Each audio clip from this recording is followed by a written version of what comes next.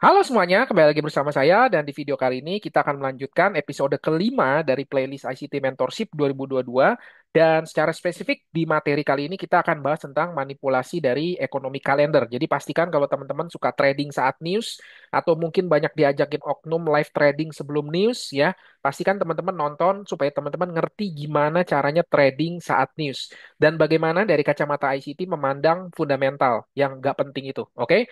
Jadi nanti kita akan masuk sama-sama, kita akan bahas semua bagaimana cara trading saat news dan bagaimana news itu digunakan smart money untuk memanipulasi retail. Sama seperti slogan pepatah besar ini ya, buy the rumor, sell the news, ya kan?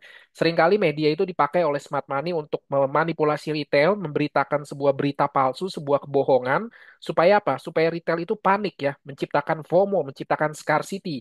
Sehingga retail itu banyak buy ketika rumor itu tersebar oleh media, oleh influencer, lalu ketika newsnya keluar, justru smart money memanfaatkan ini untuk sebagai exit point dan retail balik lagi cuma jadi likuiditasnya. Jadi kalau Anda udah muak jadi likuiditasnya smart money, Anda udah muak dipermainkan oleh oknum-oknum sana sini ya, yang hanya dijadikan Anda dijadikan semua jadi stop lossnya mereka, pastikan teman-teman nonton dari awal sampai akhir supaya teman-teman udah bisa berhenti keluar dari lingkaran setan itu. Oke? Tapi sebelumnya seperti biasa, promo sedikit ya. Jadi teman-teman yang belum download e-booknya, silakan download e-booknya. Bisa klik link di deskripsi video, teman-teman tinggal isi aja biodatanya sedikit, masuk di grup Telegram, nanti di grup Telegram, sorry teman-teman, nanti di grup Telegram teman-teman bisa cek pin message, lalu nanti di sana bisa langsung download dua free ebook yaitu Belajar ICT dari Nol dan ICT Mentorship 2022. Oke?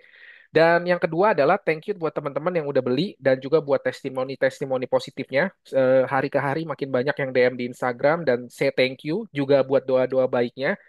Terima kasih teman-teman, senang banget kalau ini bisa bermanfaat buat teman-teman semua ya. Kalau memang misalkan video-video ini bisa membantu teman-teman untuk bisa menemukan trading plan teman-teman sendiri. Jadi yang kabarin saya, Bang, lagi backtest, Bang, lagi backtest, Bang, thank you. Saya doain ya teman-teman, semoga 2025 ini teman-teman bisa jadi trader mandiri, teman-teman bisa temuin trading plan sendiri ya, dan semoga hasil backtestnya yang lagi fighting untuk backtest, semoga data backtestnya bagus, dan semoga nanti di 2025 betul-betul bisa jadi trader profitable yang mandiri. Thank you buat supportnya, thank you yang udah beli semuanya. Oke, thank you sekali lagi. Dan juga buat teman-teman yang kemarin nanya gimana cara join membership Traktir Kopi, tinggal klik aja link di deskripsi video. Ini nanti benefitnya ya teman-teman ya.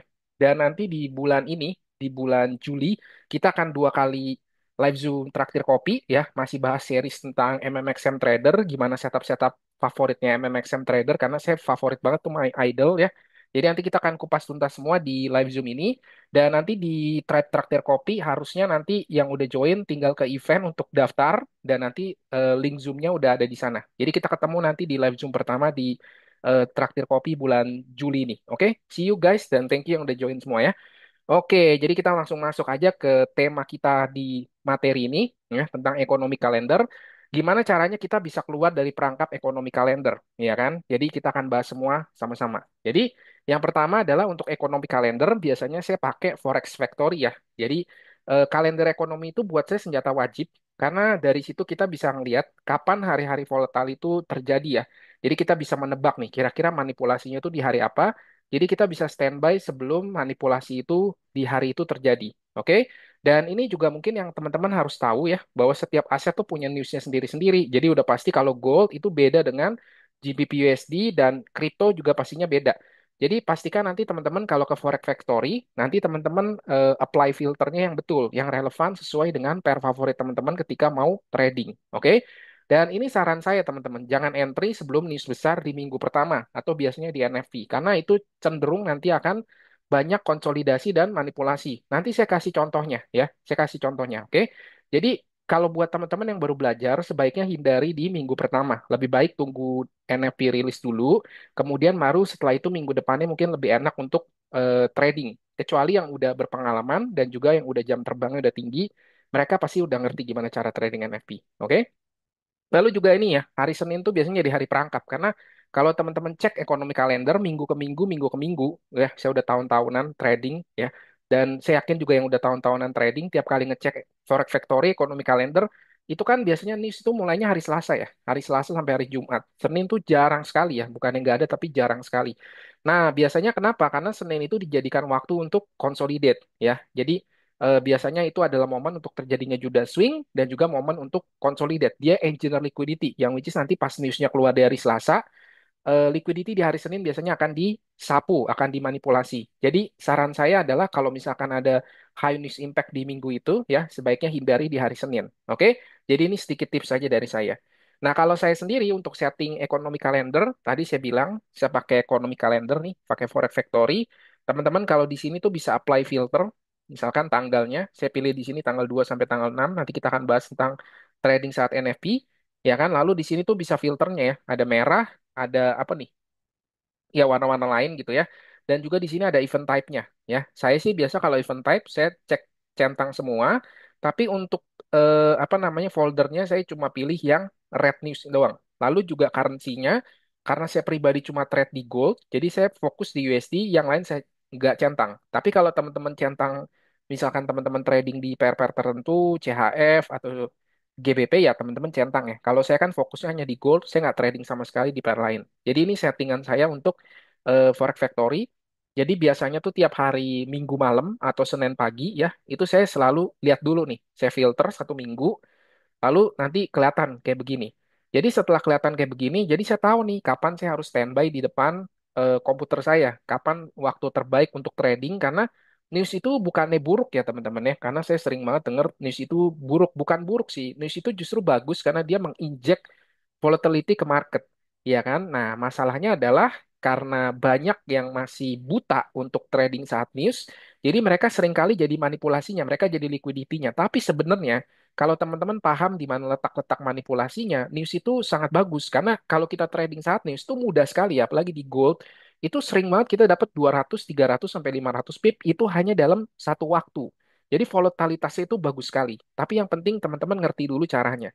Jadi misalkan ya, saya pakai contoh di tanggal 2 sampai 6 Juni kemarin pada saat NFP, ini adalah ekonomi kalender. Nah, ini kebetulan dari hari Senin sampai hari Jumat full nih, full semua. Dan hari Senin itu dimulai dari jam 9 ya, 9 malam. Ini waktu apa namanya? Ini waktu udah diubah ke waktu Indonesia Barat. Jadi ini jam 9 malam ya, WIB gitu kan.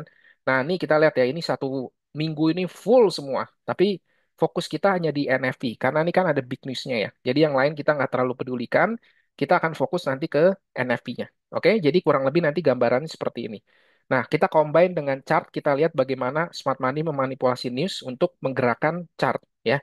Nah, ini ya teman-teman ya. Kalau kita lihat di candle daily, dan ini adalah newsnya dari tanggal 2 sampai tanggal 6. Tanggal 2-nya tuh di sini. 2, 3, 4, 5, 6. Jadi ini NFP-nya ya. Dan lihat tanggal 2. Di sini ada news jam 9 ya. Lihat bagaimana di hari Senin itu candle-nya terbentuk. Satu strong bullish candle yang boom ya, yang nge-break ke atas displacement candle.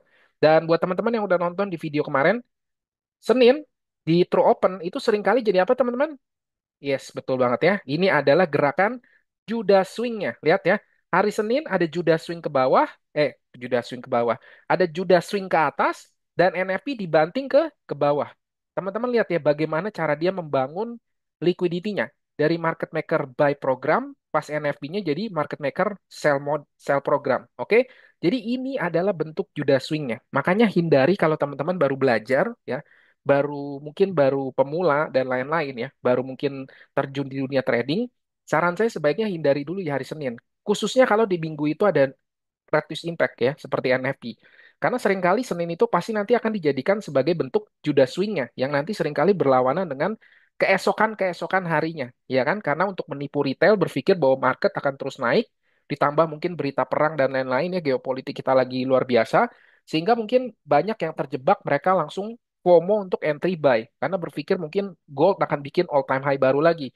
Kemudian pada saat NFT dibanting kebalikannya. Jadi para buyer di sini disikat habis. Oke. Nah, kita lihat nih. Jadi hari Senin itu ngelakuin Judas swing. Lalu kita lihat ya, nih PMI ya di sini. Oke. Lalu kita lihat besokannya. Ini sebagai Judas swing. Lalu keesokan harinya 2 hari kemudian ya, ini juga ada news hari Selasa dan hari Rabu. Lihat deh, bentuk candle-nya candle apa? Candle doji. Kalau candle doji di dalam ICT ini sebagai candle konsolidasi ya. Betul? Jadi 2 hari ini consolidate.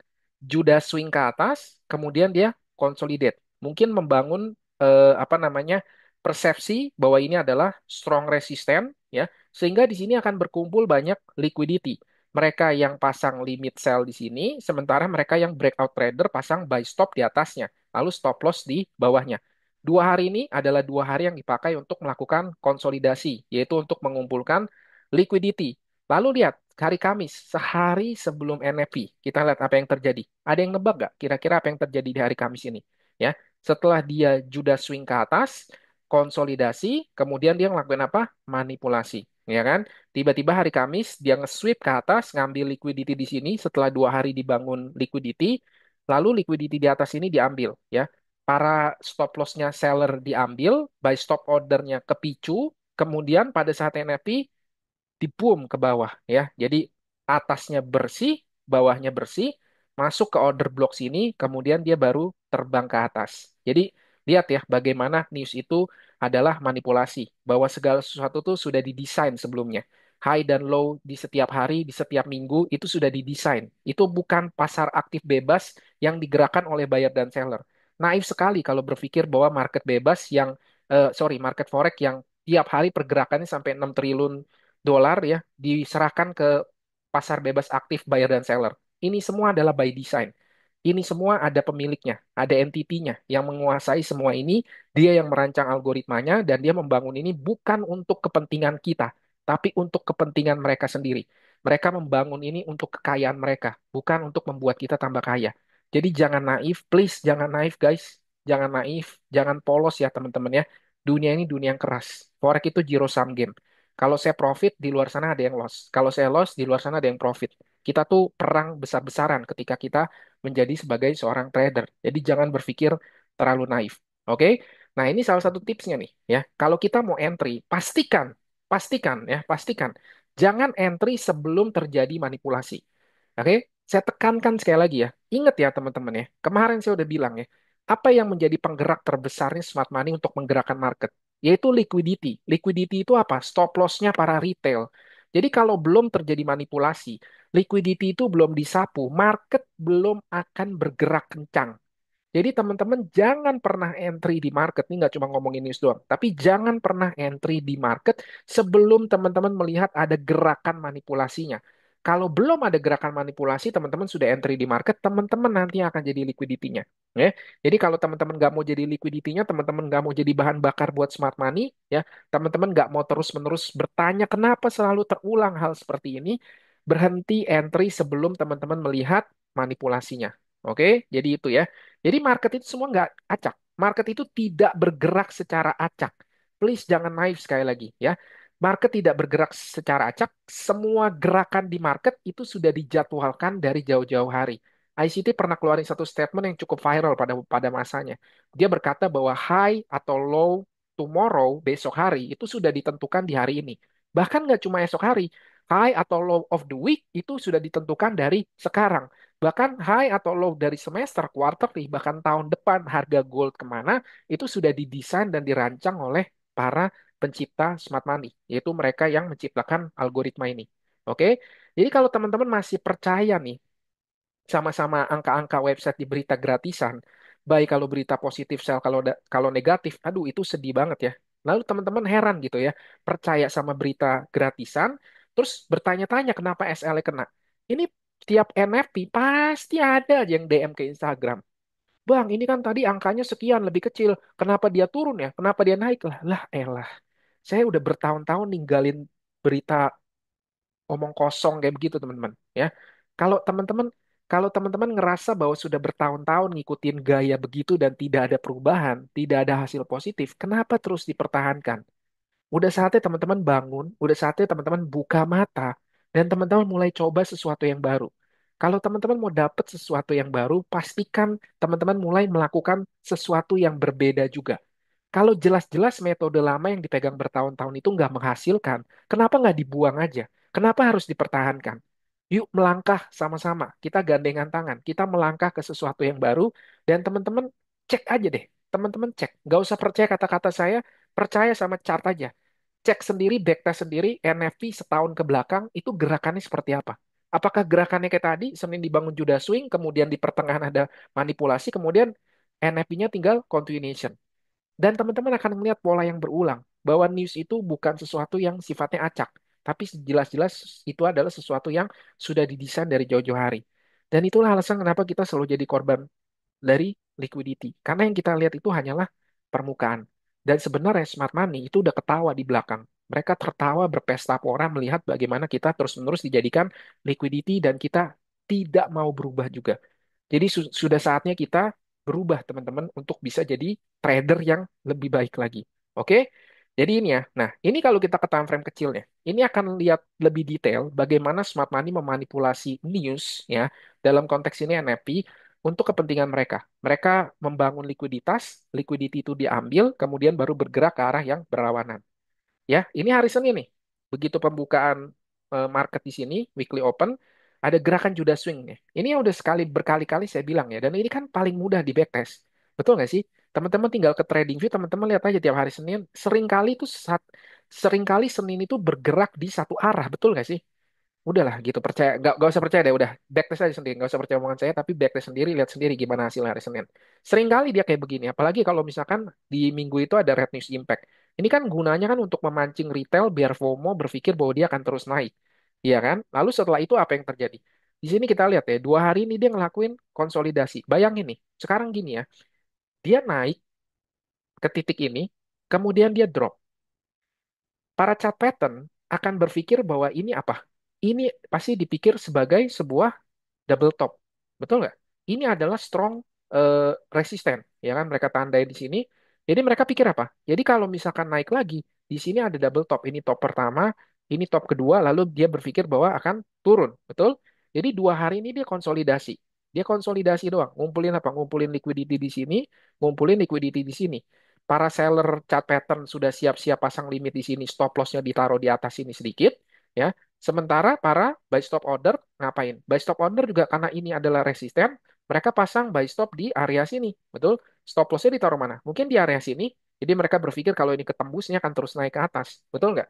Tiba-tiba apa yang terjadi di hari Kamis? Tadi kita juga lihat ya, hari Kamis itu juga ada news.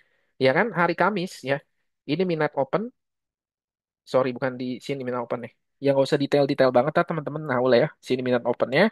Lihat apa yang terjadi. Dia naik ke atas, ngapain? Ngambil stop loss seller di sini, mengaktifkan posisi buy stop di sini, ya.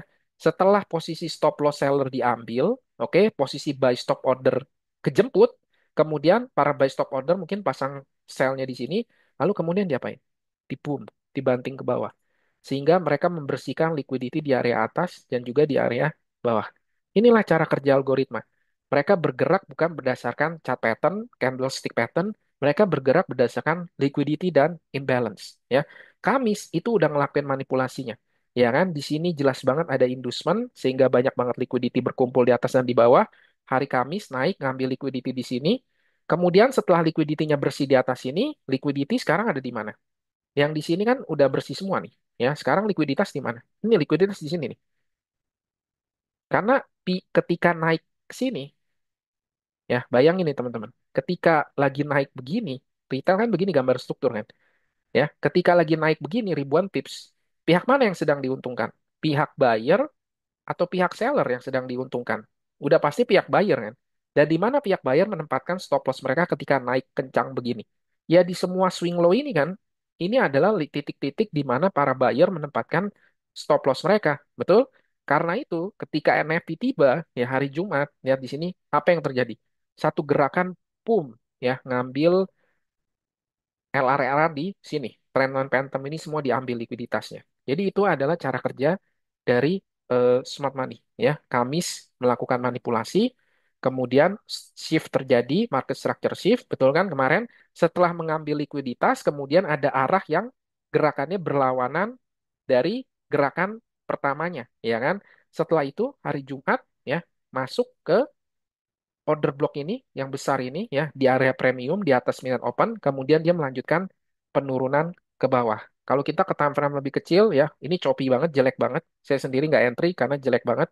Kalau lack of FVG atau ketika market itu tidak ada fair value gap, tidak ada imbalance, itu ciri-ciri market yang jelek ya teman-teman. Itu lagi engine liquidity. Jadi sebaiknya dihindari. Tapi kita lihat ya, kalau berdasarkan konsep time and price, ini 8:30 ketika NFP itu rilis, ya, dia turun ke bawah, ya, jadi membuat retail berpikir bahwa market akan turun ke bawah. Kemudian jam setengah 10 kurang dia naik lagi ke atas, ya, ngambil stop loss retail, setengah 10 baru gerakannya enak ke bawah, ya kan? Jadi dan ini selalu berulang ya, ini selalu berulang. Jadi Anda bisa kok sebenarnya backtest news menggunakan konsep time and price ini. Jadi kalau teman-teman lihat bagaimana manipulasinya, tadi kita udah lihat manipulasinya terjadi di hari Kamis, ngambil buy side liquidity, nggak heran kalau misalkan hari Jumat itu dia melakukan continuation. Jadi balik lagi selalu ke pola ini. Ya, ICT Mentorship 2022 itu secara spesifik itu ngebahas tentang konsep ini. Yaitu harga itu bergerak ketika dia sudah berada di level yang tepat dan bertemu dengan waktu yang tepat. Ketika level penting ketemu dengan waktu yang tepat, disitulah harga akan bergerak dengan kencang. Jadi saya nggak pernah peduli itu sama fundamental, saya nggak pernah peduli itu sama narasi, ya, saya nggak pernah peduli sama semua itu. Saya murni percaya pada apa yang saya lihat di depan mata saya. Ya, narasi bisa bohong, influencer bisa bohong, tapi closing candlestick nggak pernah bisa bohong. Mereka mau bilang lagi ada perang, emas mau naik, tapi kalau closing candlestick-nya itu adalah candlestick yang bentuknya sweep liquidity, saya akan sell. Nggak peduli narasi bilang apa. Saya nggak peduli sama berita mereka, sama bualan mereka. Saya cuma percaya dengan apa yang saya lihat di chart saya. Karena chart itu lebih jujur. Chart itu lebih tulus. Candlestick itu lebih nggak bohong, teman-teman. Ya, dia itu teman baik saya, yang membantu saya, memberitahu saya kemana mereka akan bergerak ke arah yang sesungguhnya. Jangan berpikir bahwa media itu ada di sisimu yang memberitakan berita-berita bagus untuk membuatmu tambah kaya. Ya, sistem dunia ini dibangun untuk membuat kita retail itu tambah miskin, bukan tambah kaya. Jadi stop berpikir bahwa media ada di pihak kita.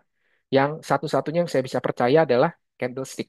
Closing candlestick itu jauh lebih jujur dari semua berita dan influencer-influencer di luar sana. Oke? Jadi selalu kembali ke konsep time and price. Oke. Nah, ini adalah satu news lagi, ya, ini waktu kemarin FOMC dan kita lihat ya, gold itu bergerak luar biasa jelek banget ya waktu FOMC kemarin. Dan saya ada ambil juga ini kan kemarin yang saya sempat post di Insta story saya dan itu banyak banget yang bilang, "Bang, spill Bang, spill Bang, spill Bang" gitu ya. Jadi saya pakai kesempatan ini untuk nge-breakdown aja. Dan ini sebenarnya very simple ya. Nah, kita lihat ya, di sini Senin itu nggak ada news sama sekali, ya. Lalu Selasa, Rabu, Kamis itu ada news, which is di sini ada FOMC-nya di hari Kamis, ya. Jadi kita lihat ya, ini Senin balik lagi pembukaan market, oke? Dia ngapain lagi? Sekali lagi dia naik ke atas sebagai bentuk dari Judas swing ya, untuk berpikir bahwa retail, membuat retail berpikir bahwa harga emas akan terus naik membentuk all time high yang baru. Kemudian kita lihat ya, manipulasinya udah terjadi di hari Selasa ya. Di hari Selasa ini pas ada news juga nih, ada core retail sales yang nggak tahu apaan ini, tapi dia udah ngelakuin manipulasi ya, closing candle itu sweep liquidity, betul? Jadi walaupun misalkan ada berita emas menaik mau mencetak sejarah rekor terbaru, tapi closing candlestick-nya sweep begini, mana yang saya percaya? Rumor media atau closing candlestick, ya, saya percaya candlestick bicara lebih jujur daripada para narasi-narasi itu. Jadi ketika closing candlestick-nya itu nge-sweep liquidity previous daily high-nya, dan kita lihat ya, besokannya juga dia kemudian langsung drop. Nah, ini kan FOMC hari Kamis, dan saya entry di FOMC-nya. Pertanyaannya kenapa saya bisa entry di FOMC-nya? Karena ini jelas ya, ini kan setup yang dari tahun lalu, ya, di video saya, selalu konsisten saya ceritakan, betul nggak? Saya nggak ubah-ubah metode, saya nggak branding metode baru, saya nggak sebentar bahwa ini besoknya ngomong itu. Dari tahun lalu, dari pertama kali saya bikin video YouTube sampai hari ini setup yang saya gunain. Ini setup yang udah teruji bertahun-tahun saya gunain, ya saya bangun karir di TF juga pakai setup ini, dan ini udah teruji berhasil kok. Jadi saya nggak akan ngubah apapun yang nggak rusak. Kalau dia nggak rusak, ngapain kita ubah, ya kan? Nah kita lihat ya di sini, ya dia pada saat FOMC, ya, bagaimana closing candle-nya di sini? Sehari sebelum closing FOMC rilis, kita lihat ya, closing candlestick-nya itu nge-sweep previous daily low-nya. Oke, lalu kemudian dia closing di atasnya. Jadi ini bentuknya hanya sweep liquidity. Jadi dia ngelakuin manipulasi sekali lagi. Jadi saya berpikir bias saya untuk FOMC dengan melihat closing candlestick dari dua candlestick sebelumnya di mana dia ngelakuin manipulasi sebelum FOMC ini, bias saya adalah bullish. Kenapa? Karena sebelum FOMC, candle sebelumnya di hari Rabu melakukan sweep liquidity di previous daily low-nya di dalam daily fair value gap. Ketika ini terjadi, maka bias saya untuk FOMC adalah bullish ya. Walaupun pada akhirnya ya saya kena jebak juga sih. Tapi at least saya disiplin dengan rule saya. Jadi dari sini ya ngelihat dari closing candlestick saya tahu bahwa FOMC itu bullish. Kita ke time frame lebih kecil ya. Ini 1 jamnya. Ini adalah hari Kamisnya di mana dia ngelakuin FOMC. Kita lihat ya. Begitu minute open nih. Oke, minute open ada Judah swing ke bawah untuk membuat retail berpikir bahwa dia akan turun ke bawah, tapi ternyata turun ke bawah itu ngapain? Untuk ngambil previous daily low-nya. Setelah ngambil previous daily low-nya, ya, dia naik lagi ke atas. Dan ini bertepatan dalam London Kill Zone. Jadi London Kill Zone itu membuat kenaikan ke atas, oke, karena dia di area diskon. Setelah sweep, dia bergerak berlawanan arah, betul. Yang kemudian pas FOMC, ini FOMC nih, swing di sini, ya, dia ngapain? Dia turun ngambil liquidity di bawah. Jadi London London Kill Zone itu dipakai untuk memanipulasi ke atas, membangun likuiditas di sini, yang kemudian di FOMC diambil lagi. Familiar nggak dengan pola ini? Ini kok mirip banget sama NFP ya? Seninnya dibawa naik ke atas, pas berita besarnya dibawa turun ke bawah. Dia bangun liquidity di sini, ya. Ketika naik ke atas begini kan, orang FOMO. Kemudian orang nge-buy. Di bawah sini ada stop loss, stop loss, stop loss, stop loss, stop loss. Begitu FOMC di sini dimulai, kemudian dia apa? Dia turun ke bawah ngapain? Ngambil liquidity semua di sini. Kok familiar ya? Kayak dejavu gitu. Ya kan? Jadi teman-teman silakan backtest. Nggak usah percaya omongan saya, silakan backtest aja. News itu selalu bergerak dari liquidity ke liquidity. Semua news itu bukan berdasarkan angka yang ada keluar di Forex Factory. Ini semua tuh by design. Ini semua tuh algoritma, teman-teman. Oke? Nah, jadi karena buy saya adalah bullish, jadi waktu FOMC rilis, saya buy. Dan saya waktu itu targetin ya at least di area sini. Ya kan? Dan area sini. Walaupun kita lihat nih, ada rasa emosinya sih. Waktu bangun tidur, buka-buka cuma kena BP. Ternyata waktu saya cek, ya ampun, dia naik cuma sampai sini. Ya, dia nggak nyentuh ini. Ya, which is ini jadi TP pertama saya ini, final TP saya. Oke, but at least saya still make money walaupun sedikit, walaupun prediksi saya salah. Dan kenapa saya entry? Very simple. Saya selalu ikutin rule saya yang dari dulu nggak pernah berubah. Ya, ini udah saya bawain dari tahun lalu. Di sini ada fair value gap H1. Ini setengah 10. Oke. Setengah 10 dia turun ke bawah lalu dia naik ke atas. Ya kan? Jadi kalau kita ke time frame lebih kecil lagi, kita lihat nih. Ya, ini setengah 10. Oke, ini setengah 10. Kemudian di sini ada fair value gap H1. Ya, kemudian kalau kita tarik Fibonacci dari low sini ke high sini untuk dapetin area diskon dan premiumnya, kita lihat bahwa fair value gap ini juga ada di area diskon. Oke, kenapa nggak pakai low yang ini? Kenapa pakai low yang ini? Simple aja, karena low ini adalah low yang mendorong dia ke atas kenceng. Jadi saya pakai ini. Oke, jadi setengah 10 dia turun ke sini, ya, masuk ke area mendekati OTI, kemudian dia reject lagi ke atas. Ya, oke? Jadi setelah dia reject lagi ke atas, tepat di setengah 10, oke, saya kemudian buy di area sini. Ya, jadi saya buy di, ini kan M5, tapi saya buy-nya di M1 ya. Teman-teman yang lihat di Instastory saya tahu lah gimana entry saya di mana ya. Em, saya entry di kisaran sini, di order block sini di M1, ya, hampir kena SL, tapi enggak ya, enggak kena karena saya taruhnya tuh beberapa pips di bawah lagi, ya kan. Nah, kemudian dia naik tuh, lihat. Dia naik, naik, naik, naik, naik, ya. TP saya di sini, TP1 first TP saya. Kemudian ternyata waktu FOMC di sini, ya, apa yang terjadi? Dia turun ke bawah. So, jadi ini kena BEP, ya. But at least, ya, it is what it is, ya. Dan saya juga bilang ya, kemarin yang nanya, apa bang spill bang caranya bang, apa breakdownnya bang segala macam ya, ini teman-teman ya yang kemarin nanya-nanya di Instagram ya kayak begini, walaupun endingnya kena BEP ya, but ya at least tebakan saya masih cukup lumayan tepat lah ya kan. Jadi ini saya mau buktiin bahwa nggak perlu takut dengan news ya. Kalau Anda pemula sebaiknya jangan trading news. Tapi yang saya mau kasih pesan bahwa news itu sebenarnya tidak seseram itu. Kalau kita mengerti di mana konsep liquidity berada, sebenarnya tidak seseram itu. Karena balik lagi ya, harga news itu digerakkan oleh smart money untuk menciptakan liquidity dan mengambil liquidity. Jadi kalau kita sungguh-sungguh ngerti konsep liquidity, sebenarnya kita bisa trading. Kalau Anda mau ngeliat bagaimana cara saya trading di news, Anda bisa ke playlist. jurnal trading. Di situ saya trading di CPI, saya trading di NFP berapa minggu, ya itu banyak banget tuh di situ cek semua. Gimana caranya kadang saya bisa profit di saat news-news besar seperti NFP dan CPI. Oke, jadi ini ya yang walaupun hasilnya BP. Oke. Nah, satu lagi nih ya, ketika news ini saya lihat di CPI pada tanggal 11 Juni. Oke. Ini kan after NFP, ya kan? Nah, kita lihat ya, di sini ini pas CPI nih. Dia naik kencang ke atas, lalu kemudian dia drop ke bawah. Pertanyaan saya, dia naik kencang ke atas ini, ya. Waktu CPI dia naik kencang ke atas ini, itu tujuannya apa? Ini kan tujuannya. Apa ini? Apa ini teman-teman? Hah? Apa ini? Double top kan?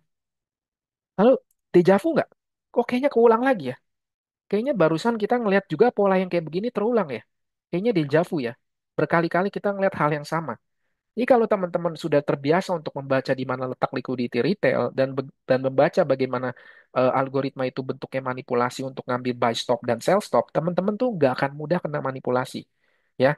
Dan ini waktu CPI terjadi sekali lagi naik ke atas untuk apa? Untuk ngambil liquidity di sini, gitu ya. Dan apa namanya buat yang ngomong lagi, bang, kalau udah jadi mah chartnya mah gampang, ngemeng doang. Ya udah ini, saya entry di sini. Nih, saya dapat 2,5 R 300 pip di sini. Oke? Dan lihat di sini. Saya entry di 3360. Tepat di naik, kemudian turun. Berapa banyak yang ngajarin trading? Oh, trading mah gampang. Ya, harga terakhir di mana, pasang buy stop, pasang sell stop. Coba yang pasang buy stop, sell stop di sini, profit nggak? Nggak. Nggak ya teman-teman. Nggak begitu caranya. Makanya berapa banyak, jujur deh, berapa banyak yang udah bertahun-tahun trading news pakai buy stop, sell stop, masih boncos aja. Masih jadi liquidity di market. Karena bukan begitu cara mainnya. Ya, saya entry tepat di 3360 dengan bantuan dari standar deviasi, which is itu ya another materi lah ya, oke? Tapi saya mau bilang bahwa news itu semuanya manipulasi, ya. Dan kalau kita sungguh udah ngerti konsep algoritma, kita bersinergi dengan algoritma, dan kita ngerti di mana letak retail menempatkan stop loss, kita nggak sesulit itu kok trading saat news. Memang butuh waktu, pasti ada momen-momen sulit, pasti ada momen-momen di mana kita hampir nyerah untuk belajar trading.